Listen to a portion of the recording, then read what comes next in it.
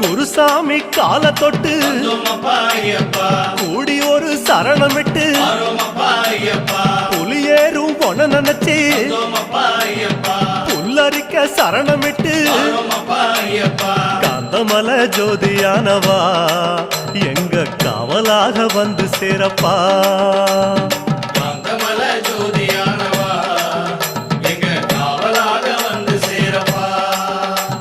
சந்நிதியில் கட்டுங்கட்டி சபரிமலை காடு தேடி